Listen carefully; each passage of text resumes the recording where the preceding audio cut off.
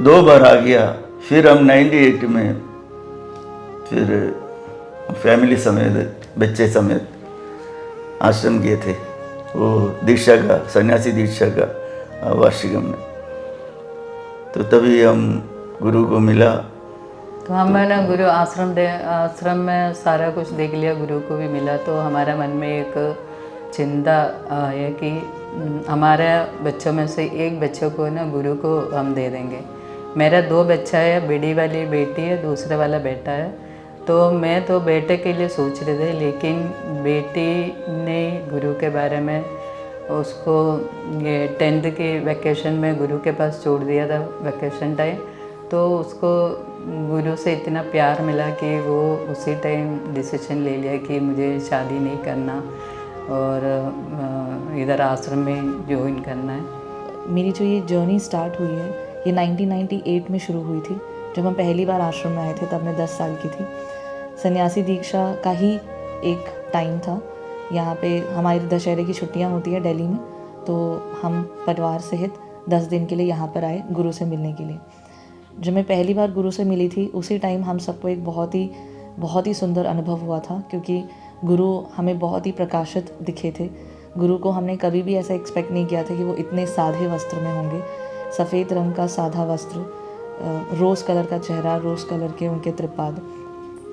वह चीज़ देखकर ही हमने डिसाइड कर लिया था कि इतने बड़े प्रकाश रूपी व्यक्ति ही एक गुरु हो सकते हैं और यही हमारे भगवान हैं।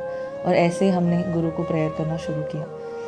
बीच में आना जाना लगा रहता था 4 साल में, 5 साल में।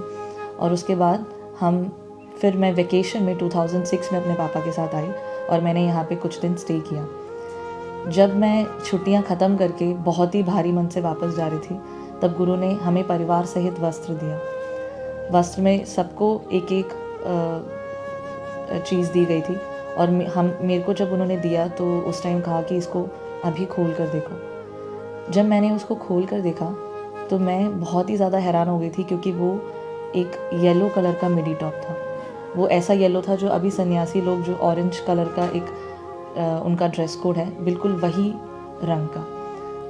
उस रंग से मेरे दिमाग में पहली बार सन्यास ले सकते हैं एक ऐसा चिंता, एक थॉट मेरे मन में उस टाइम से 2006 में आया जब मैं 17 साल की थी। तब मेरे माता पिता ने गुरु के पास बीच बीच में ऐसे जाके मेरे बारे में पूछते रहते थे। तो गुरु कभी भी उनको क्लियरली एक डायरेक्शन नहीं देते थे। तो एक बार मेरे पापा ने बोला कि हम इसकी शादी के बारे में सोच रहे हैं। तब गुरु ने बोला कि वो डिसाइड करेगी कि उसको कौन सी लाइफ लेनी है, आप उसके बारे में मत सोचो, आप उसकी चिंता मत करो।